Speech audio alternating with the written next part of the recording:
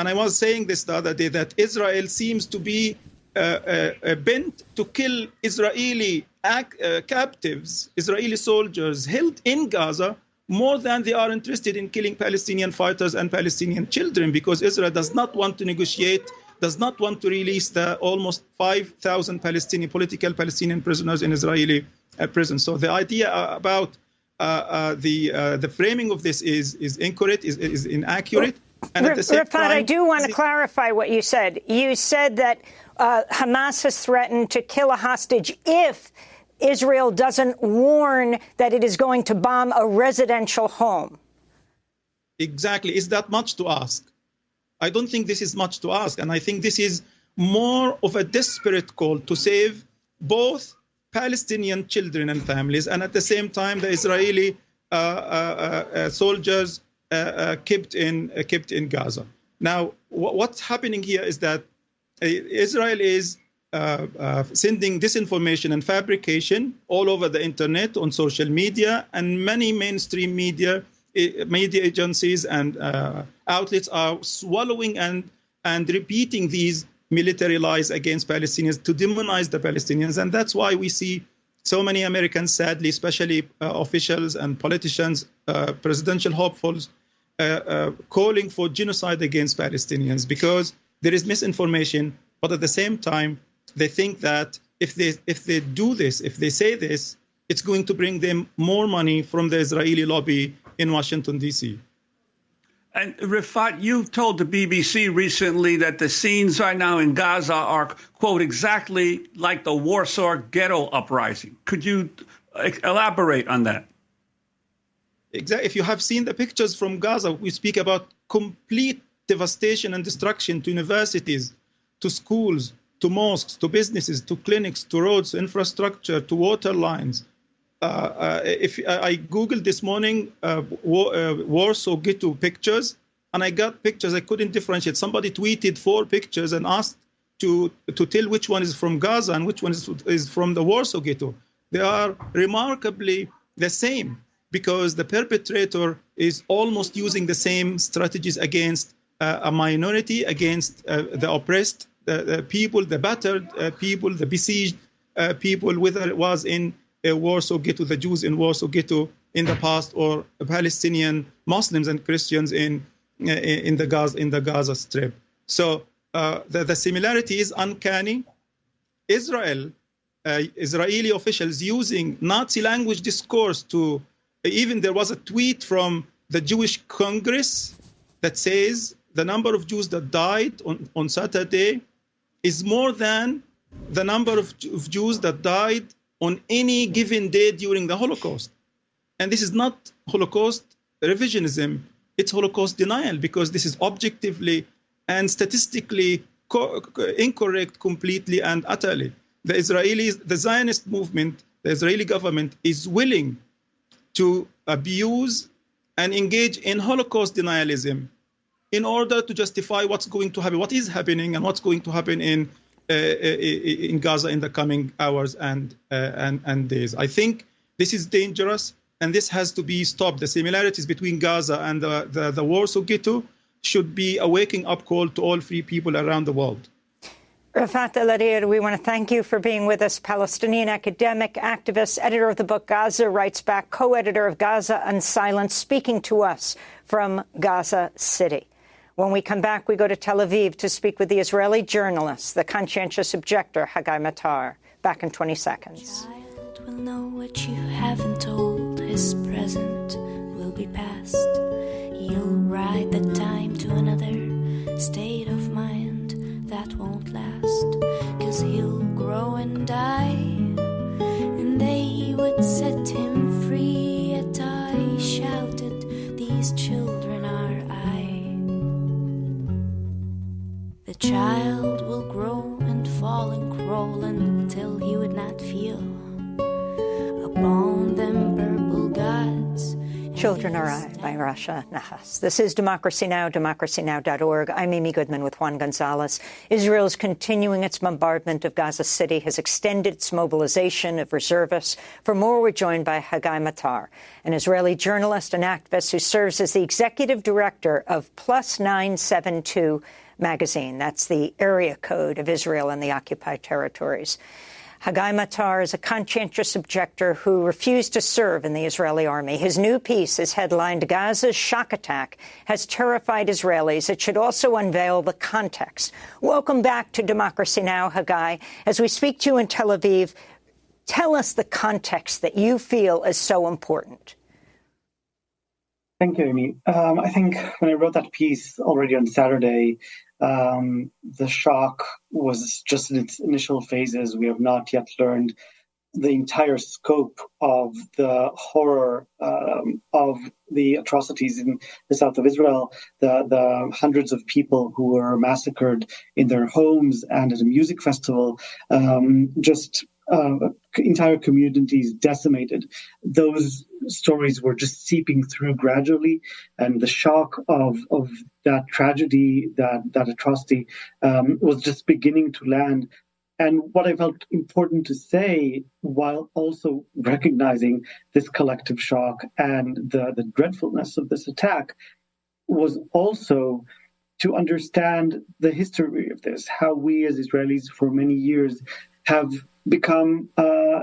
developed a sense of immunity, that in the context of Gaza wars, for example, Israel could bomb Gaza as it is doing now and wipe out entire families, destroy entire neighborhoods, not be held accountable.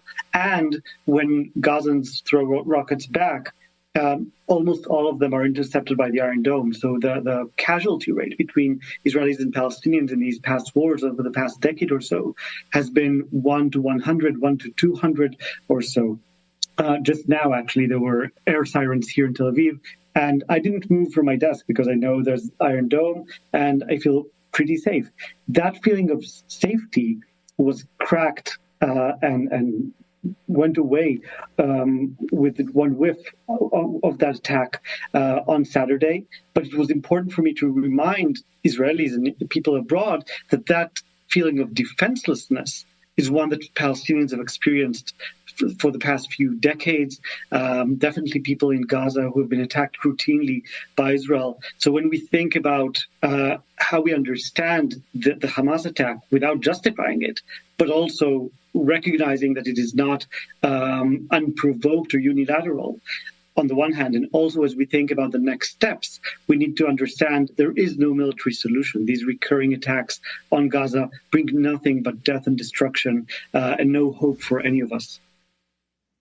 And Hagai, about this issue that's been raised, that this was an unprovoked or unilateral attack, you've written that the Israeli army is routinely raiding into Palestinian cities and refugee camps. The far-right government is giving settlers an entirely free hand to set up new illegal outposts and launch pogroms on Palestinian towns and villages, with soldiers accompanying the settlers and killing or maiming Palestinians trying to defend their homes. Could you talk about how the Palestinians have experienced this new right-wing government, especially this extreme right-wing government in Israel, in their daily lives? Sure. So I think, first of all, for context for that as well, we need to remember nothing about what this government is doing is entirely new. The attacks on Gaza, the settlement expansion, the attacks on Palestinian communities in the West Bank, none of this is unprecedented. This far-right government is only taking things one step further, which needs to be contextualized, but also we need to recognize the places where things are getting worse. And we are definitely seeing, since the election of this government, a much freer hand for settlers to do basically whatever they want in the West Bank. There's absolutely no guardrail, no limitations on what settlers can do. If they want to attack Palestinian communities and set their houses ablaze, they will have soldiers accompanying them and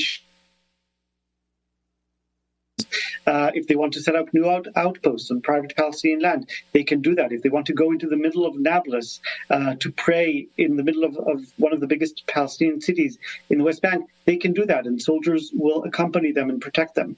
So what Palestinians are feeling, very much related to what I was saying before, is being defenseless, because the Palestinian police is not allowed and does not offer them defense. And when they try to defend themselves, soldiers would shoot them to death. So that is the reality that Palestinians have been feeling for a very long time, and increasingly over the past few months.